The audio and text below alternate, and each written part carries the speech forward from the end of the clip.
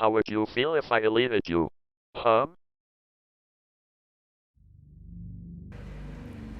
After his declaration to Kyle, how would you feel if I deleted you? He was now going out of his way to figure out how to visually show this child, beat into the child's head what deletion felt like, a visual representation of how deletion feels. But how to show that?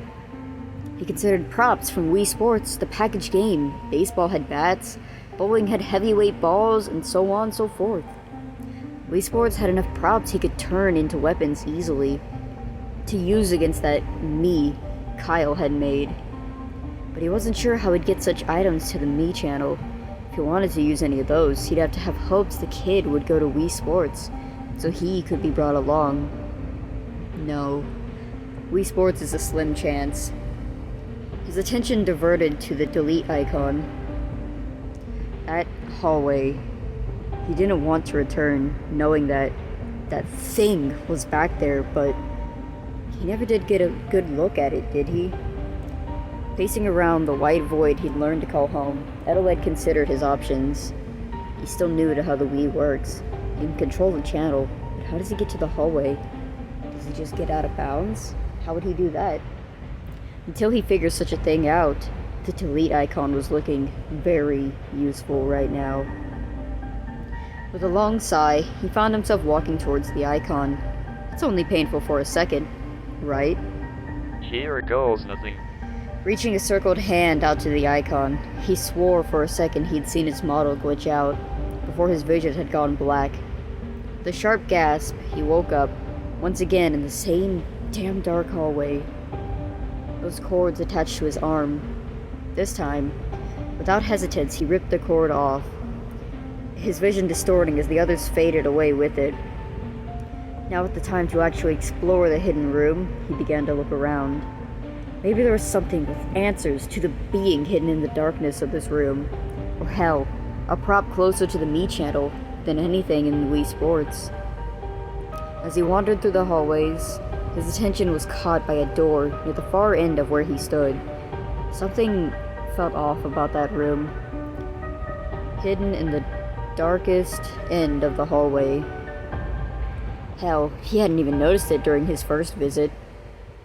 He steered his attention away from the door, noticing another, much smaller door, a cabinet door, with a painted red exterior and a glass interior, revealing inside what appeared to be an emergency fire axe. This would come in handy. Yes, it would. Hell, Adelaide even considered how convenient it was for a thing to be here. Sure, it could just be a prop, but why put props in a room that's not visually seen? He could have sworn he heard distant laughter when his eyes set on the display case for the weapon, a chill running down his spine. Okay, this would come in handy. Taking the axe from its display, he left to begin setting up his little biology lesson for the kid. A voice chimed to no one. The sound of a door closing behind this creature ricocheted through the quiet hospital room.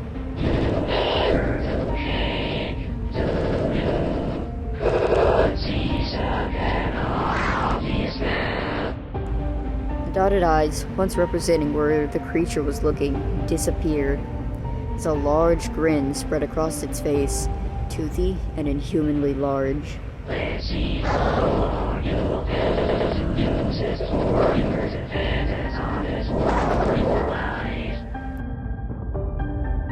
Cue Adelaide, now just off-screen from where the miis would typically stand in the channel.